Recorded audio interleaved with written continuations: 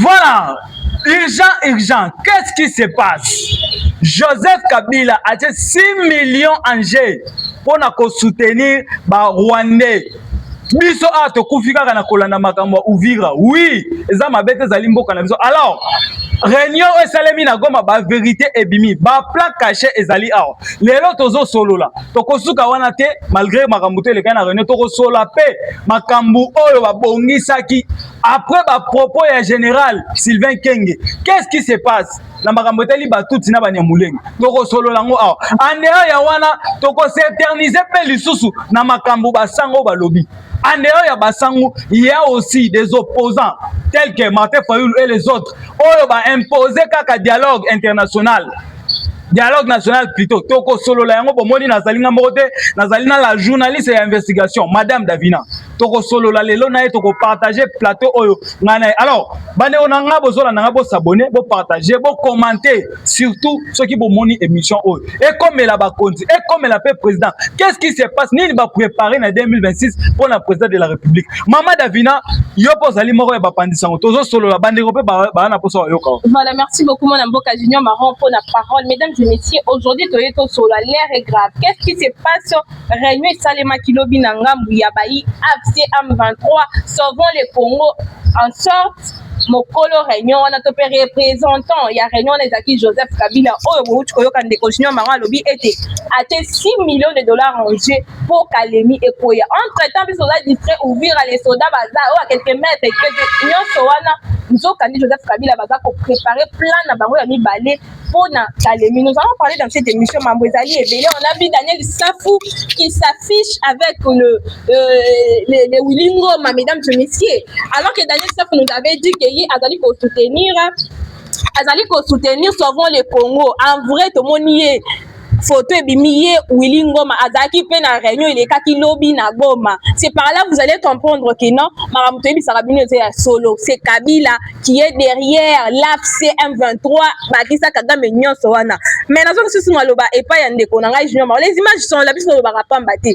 Ba photo ezali ya loba ki azamu to sauvons le Congo, azaki ko soutenir sauvons le Congo. Et comme il olenge kani Daniel Safou s'affiche ba Willy Ngoma, c'est-à-dire que non sauvons le Congo et nango mascara. Ces gens-là sont derrière ce qui se passe à l'est. Ce sont des rebelles, mesdames et messieurs. Nous avons aussi mal pas un déconnant Junior Marron. Alors, pendant qu'on a eu tout au Bazolanda Biso, qu'est-ce qui se passe? Plan B, Joseph Kabila Salinini.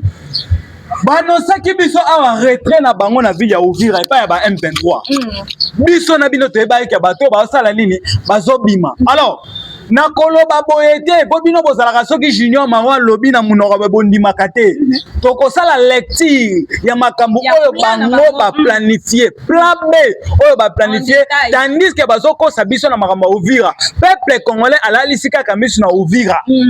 En réalité, babateli ne silence batala bisika mayele ya États-Unis d'Amérique pe ya Donald Trump ezokene na kosuka.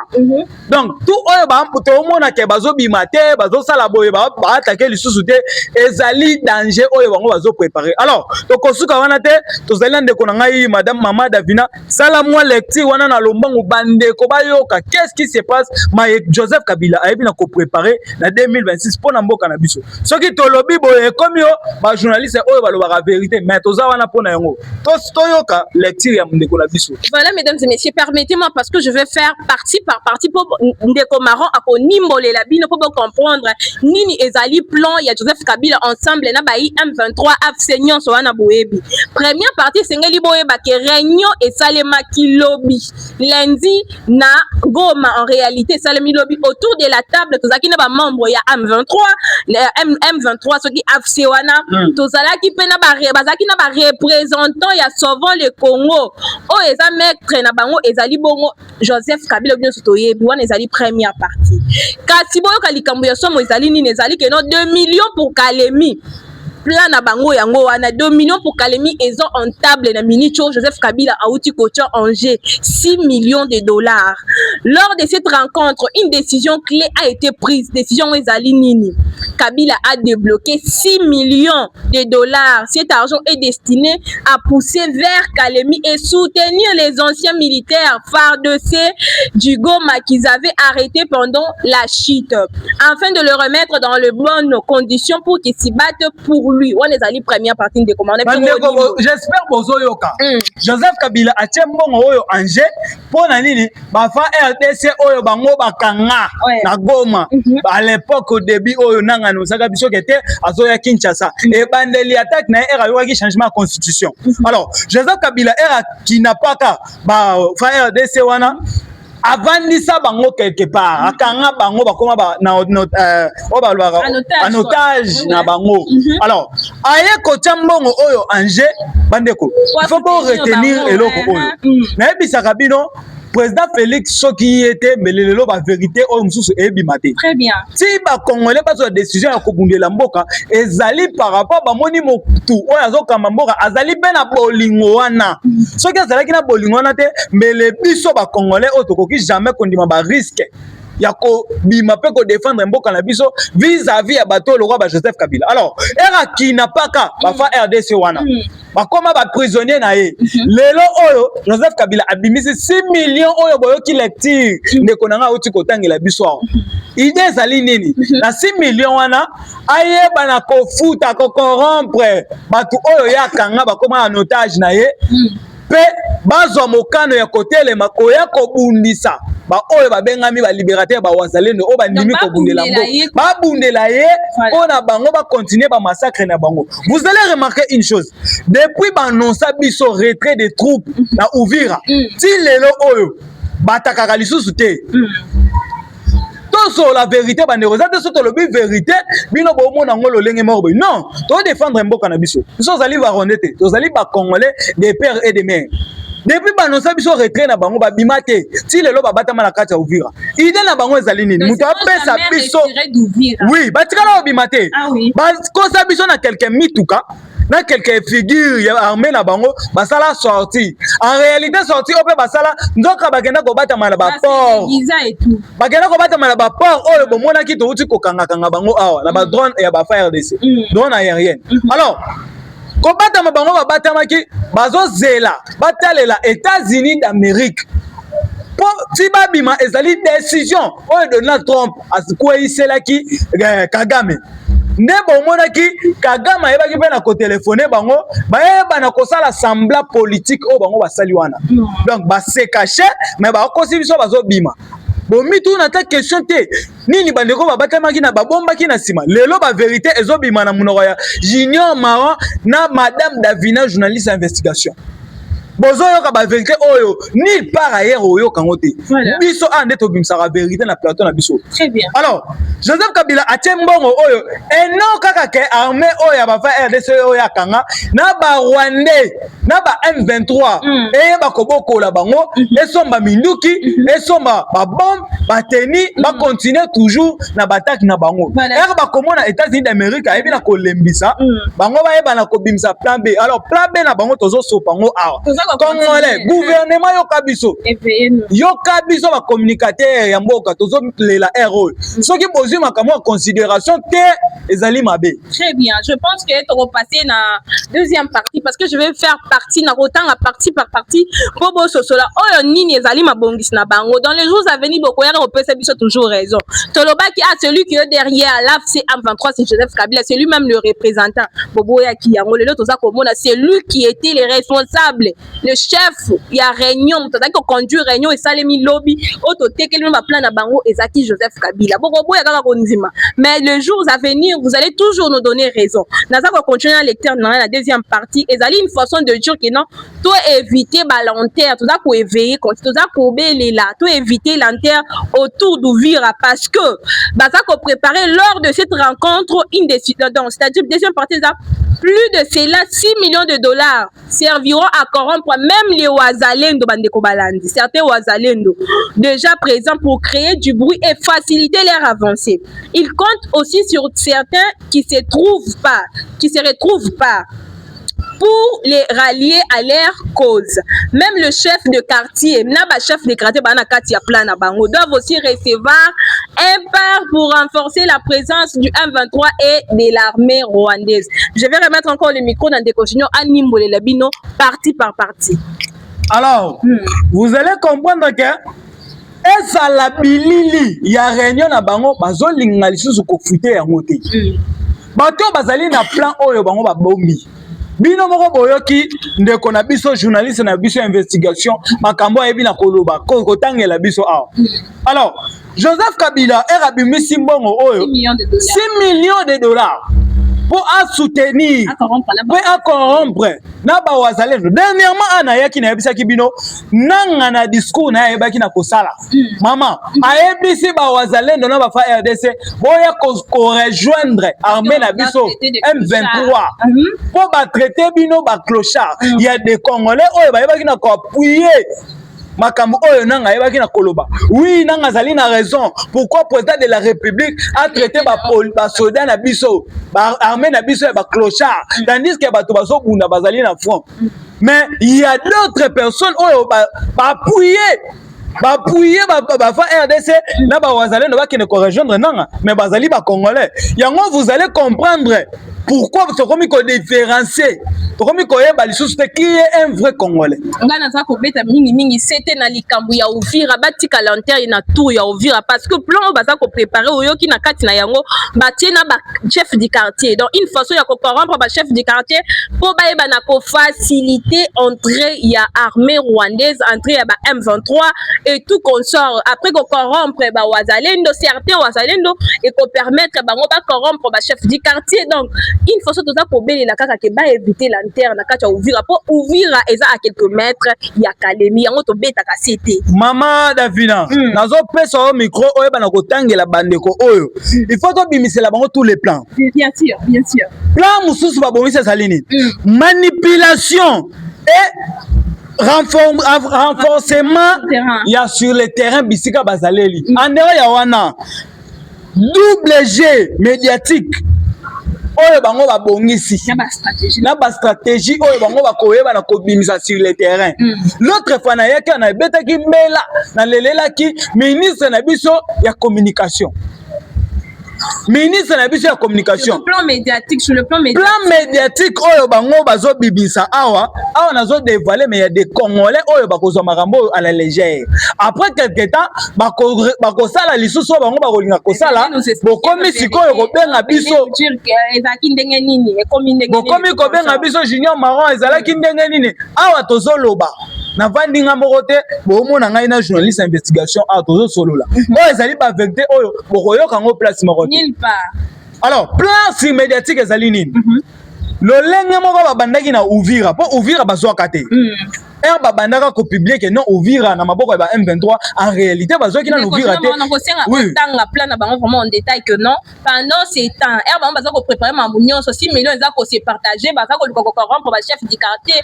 certains wazalendo ministre rwandais akobimana plan et comme d'habitude ya affaires étrangères faut tangela bango pena ba comprendre nyonso tozokende oui tokotanga mama na ngai tokende na bango molo po ba comprendre très bien alors plan médiatique na bango ezali babanda nanu kokotisa information ya lukuta kete babimi na kati ya Uvira oui babimi na kati ya Uvira biso na bino to croire bango awa to beti maboko oui ezali mabete fo ba kite ezali ba sol congolais alors bango bazali na idée mususu to ko ndima ke ba kite na kati ya Uvira bakobanda ba action na bango to ko ndima lisusu te ke ezali bango po bakobwakela yango armée congolaise kete ba wazalendo na fa RDC ne ba komi ko boma population ya Uvira ne ba komi ko zangisa population congolaise na Goma na Bukavu kimia vous allez comprendre donc en réalité zali ba congolais te e ko zalande bango ba to Joseph Kabila ne bazo sala makambo pourquoi bon ba les déjà mbongo ya kimoyibi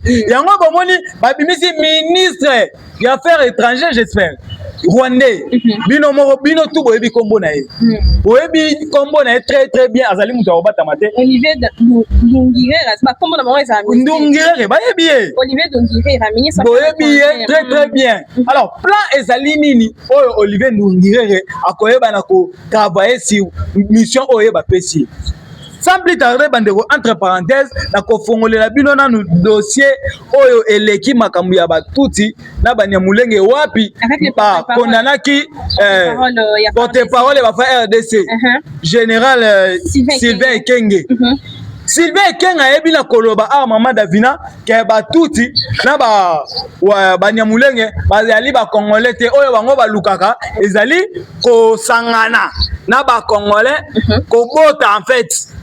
Alors na mboka na biso président de la République kokota na ye depuis le début président na biso azalaka na posa ya tribalisme te.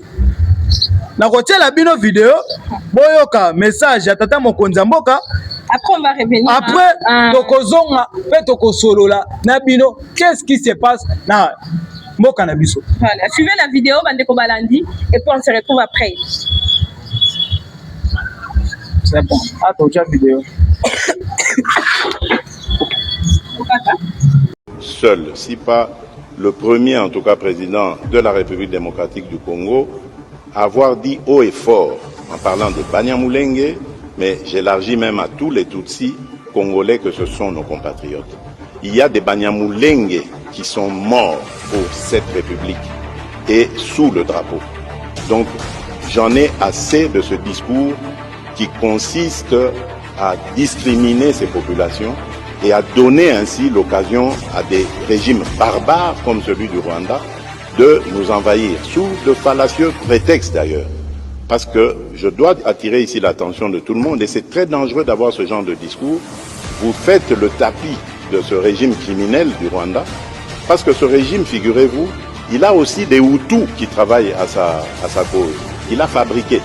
Et il envoie ces gens traquer, violenter, massacrer des Tutsis pour dire « Ah, vous voyez, les Tutsis sont en danger ». Donc, méfiez-vous, chers compatriotes, je ne veux pas que dans la République démocratique du Congo, que je dirige, grâce à vos suffrages, qu'il y ait de la discrimination. Tant que je serai président de ce pays, aucun citoyen de ce pays, aucune communauté tribale, ethnique de ce pays ne sera discriminé. Je tiens à le dire haut et fort et je ne m'arrêterai pas là. Alors, na vidéo bolandi bino moko boye na ko comprendre que tata mokonzi mboka azali na posa ya ba makambo oyo nyonso te et puis na discours na ye ayebi na koloba ke ezali dossier moko alingaka ko répéter yango mingi te bandeko toko développer na bino vous allez comprendre qu'est-ce qui se passe nini bandeko bazo manigancer bato M23 oyo Mama Davina makambo oyo Daniel Safou ancien député national oyo peuple congolais a voté qui est na motema mubimeta ke congolais balobeli ya mboka kende na parlement solola lobela défendre population mais Daniel Safou lelo oyo azali mutu moko afuti biso na ebité balobaka na lopoto na ebité na ko lobango na ko utiliser terme nini o Daniel Safou asu sopi soyi na loboko ye aliela ka pesa ke fufu Mama Davina na ebité soki okokike pe ko lobela muto Daniel Safou na mabeo ya sali. Voilà mesdames et messieurs, na ebisa ki bino le bandelike non bon mona ki photo eko circuler la ya ndeko Daniel Safou au côté ya ba nani comme on a nani Willy Ngoma et tout consort ba AFC M23. Daniel Safou nous avait dit quoi? Nous avait dit que non, lui il soutient Sauvons le Congo et tout consort. C'est par là moi je vais vous dire une chose hein. Sauvons le Congo boza komona to bisaka bino batnis wana Sauvons le Congo baba rebelle. Sauf personne, tous ces gens là sont de rebelles. Tous ces gens là sont pour ce qui se passe à l'Est pour leur intérêt personnel. Vous allez comprendre après la fiche de Daniel Safou, Naba Willy Ngoma Kino, c'est lui qui est derrière ce qui se passe à l'Est, c'est Joseph Kabila Tolobaka Bobo Yakayahu. Safou a expliqué biso mamuto comprendre nyonso. Ici donc essayer à teto bana ko analyser BD photo de Daniel Safou, Naba Willy Ngoma et ko la biso que ces gens là sont de même. Ces gens là sont derrière ce qui se passe à l'Est, c'est Kabila, la photo est là. Tokoche la bino photo so boko mona yango na musika nous allons le balancer encore bien pour mona yango bon zooma ngo so très mona Safou aux côtés de Willy Ngoma aux côtés de l'AFC M23. Maman Davina la kachote. Vous allez comprendre photo oyo tozoche la bino ezoloba déjà ebelé. Très bien. Bato bazata na sango ya mawate. Et c'est la bout de dans le bébé la photo et même exact ko lo ba nyonso. Bazata na mawate. Poso bazaki na mawate ngato mona wata na ba photo moi tristesse mais regardez comment tata oyo Daniel Safou a tomboli loboko. J'ai de la peine pour lui, tu sais. Parce que Bayebinde Basukaka. Tolobela Magloire, la mort de Magloire. Magloire Paloukou, a Koufiao. Il y avait des gens, Oyo Batelemi, Ezala Willy Ngoma, Oyo, Alela.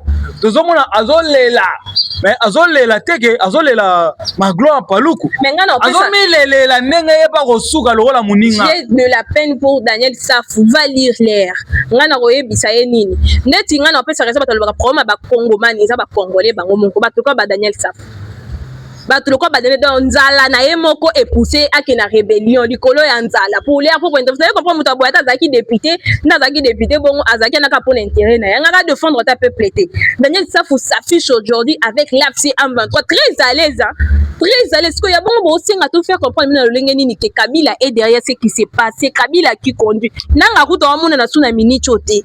C'est Kabila en personne qui est derrière ce qui se passe à l'Est. Souvent les Congo bomona ba mascara ba tatanya so bomona na ba rebelle. C'est pourquoi moi je dis ba kanga batu nyonso baza aba ko beta lisolo souvent les Congo parce que ce sont des rebelles. Et ça bon de ko batu nyonso ba ko mibela souvent les Congo na kati ya Kinshasa ah ce sont des rebelles tôt ou tard vous allez voir ba ke Goma. Kabila. En dehors ya Kabila ya des gens on a bisa Kabino ezala batu oyo tozana bango awa bango pe bazali batu ya souvent les Congo mais détruisant les Congo.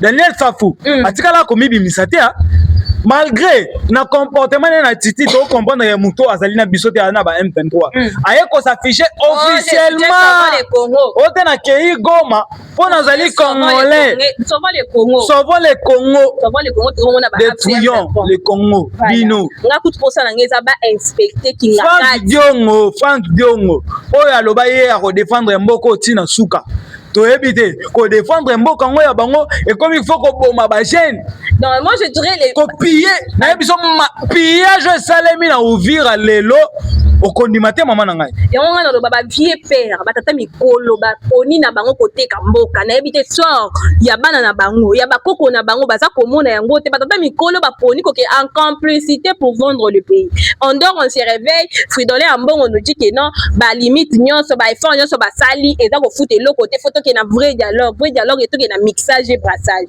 vrai dialogue to dialogue na banane to dialogue na Kagame parce que là c'est M23 tout ça c'est Kagame qui conduit makambo ya Fridolin Ambongo mama ti Fridolin Ambongo aleka aloba tata mokonza mboka ateki minéré na biso po baba kisela Fulgence Muteba plutôt ateki minéré ya mboka na biso po baba kisela eno na 9 ans donc soki to beti calcul tata mokonza mboka ajo azali nango ba 60 quelque déjà ba 64 donc plus 99 oyo Fulgence Muteba lobi ba ko bakisela c'est le minéré oyo apesi donc to remona déjà akoma déjà ba 150 quelque bah 153 ans.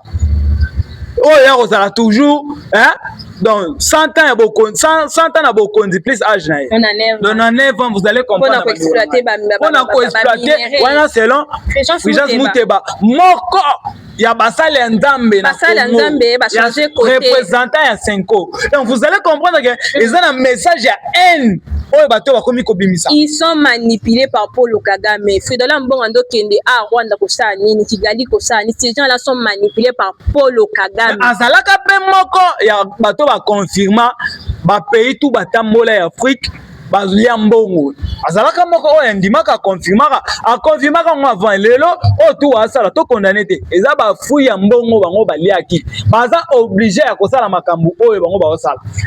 Baza obligé pour régime tout en place bango batele melaka Joseph Kabila donc bato na comprendre te bazali ba congolais to bazali ba rwandais ba identité pe comme douter en fait voilà moi je pense que des camarades autour qui dit en souka ministre na biso ezakosé mesdames et messieurs abonnez-vous massivement bon mais ça na boy parce que beaucoup ça vraies informations en temps réel partagez les émissions au maximum ba révélation à somme beaucoup yango kaka partagez abonnez-vous si vous n'êtes pas encore abonné Nali Kambuya Mike Muki nani kombo excusez-moi Daniel Safou ngana kosenga ba inspecteur kinga kati des révélations robima kuna ba vérité ya nano utilité Kambuya banani oyo ba mobondo makamwa bombondo maman ozana raison côté wana okoki na ko continuer voilà je dirais que no ba inspecteur kinga kati na poto ko découvrir sur makambo somme qui aurait écrit Safou les kabinistes qui sont ici faut ba benga bango ba interpeller bango si s'agit ba tshoma bo ba tcha bango maboko parce que ces gens là ce sont de rebelles baza ba opposants baza ba tuani te baza ba rebelles toi pour inspecter les biso kinga kati poto ba vérité za ko bomba makuna Il y a des Congolais au babengi Junior Maroba lobby. En réalité, faut pas kangela biso kingakati. Maman Davina. Et là, comme moi, oyo ezali koka musabandeko na biso ezali nini? Na uti ko beta lisole ya Fulgence Muteba azali mawa ya basala nzambe na Congo. Mais il y a un pasteur il y a Philadelphie mais aza résidé na Goma j'espère. Auti côté les mela makam Fulgence Muteba lobby. Azali moko ya basala nzambe na Philadelphie. Parce que vidéo côté où tu peux circuler ces gens-là ce sont pas de vrais basala nzambe. Bah toi bon bati ba sultan en vrai. Pas ba commerçant. En vrai moi je dirais ce sont des rebelles. Excusez-moi pour le terme. En vrai, je dirais qu'ils sont des rebelles. La vidéo a circulé, bah d'accord, bien, on a passé l'ensemble, oh bah c'est surtout qu'il y a dialogue. Bah tiki église, bah côté na politique, pour aller à propre intérêt, mais surtout qu'il y a mixage et brassage. Tozong a sous na même dans na mamouélé, quand tozong. Eh bah miko aussi. Oh ezali 2025, oh 1998 d. Très bien. Oh 1800 d. Oh 2025, il y a des jeunes comme moi et toi. Oui, il y a des jeunes comme nous, oh se mobiliser déjà, tous prêts et défendre l'avenir na biso et puis avenir ya bana na biso. Très bien parlé, que le monde baloba à l'époque que basango o boza komo na batiki église, ba komi ba politicien aujourd'hui to kopesa le monde ba commerçant, bazali ba commerçant. To kopesa comment ça s'est fait? Tout ça kola ko me fait de l'ambon ça ko zonga to na dialogue ni no zonga to ke papa. Donc bandeko balanda biso ba comprendre bandeko o ya 5 ans bazali même idée nananga. Nanga aluka intérêt ya libumu na bango pe baluka intérêt ya libumu na bango. Bango le seul régime oyo batikala koyokana ezali kaka ya Kabila. Andeo ya Kabila. Tout le monde o baleka basango etikala kopesa te. Utuna na ngeza ka moko na fidèle mbongo dialogue ngo ni to sana na banani question ya ngwana. Mais nani oyo ndeko na biso Martin Fayulu. Tozali contre qui opposition na été. Biso tozali na poste ya mutu oyo azali ko apporter quelque chose na peuple congolais. Ceux qui au côté les mela. Les mela makambo oyo ezali na avancement ya peuple congolais. Et non que ben intérêt na biso. Ya bino moko personnel. Et vous exigez biso dialogue national exclusif. Donc, tout solo là entre les Congolais. Les oyo, bandeko tout bayebi Joseph Kabila malgré ça rwandais. Mais bayebi na casquette ya passeport ya ba Congolais. Ancien président congolais donc azo figurer déjà qu'il était congolais. Nanga idem azali congolais. Yozo senga biso dialogue. Donc dialogue à Washington wana bino bomoni yango te. Signature accord de paix wana. Le côté ndeko marron. Ya wana lobi te. Te aboutir yenda yebite. Po ba résultat yango yo bango malgré ba préparer les biso plan B na bango mais soki ba vandi kimia ba vandi nia ezali par rapport ya ba conséquences oyo nanga zo subir Kagame plutôt Kagame zo subir déjà Kagame ezana makambo ebele ba conseiller depuis na États-Unis. Voilà, ben je pense que to consommer ba minute nyonso ndeko sango fidèle mbongo tata cardinal talaka kabiso to kokena biso na mixage et brassage te to boy dialogue. Donc nous sommes à la fin kende ko tala mambo église biso to suki si on a la souci donc en église tika mamba politique ezali ya binoté. Nous sommes à la fin mesdames et messieurs, abonnez-vous massivement. Nous allons encore revenir si à l'information fiable to rozon à susu. Donc partagez cette émission au maximum et kende et comme partout vous partagez image yo et tambola bongo ti et comme na gouvernement tala kaka. Bandeko na biso faut pas comprendre que il faut qu'on s'abonne, qu'on partage, qu'on like.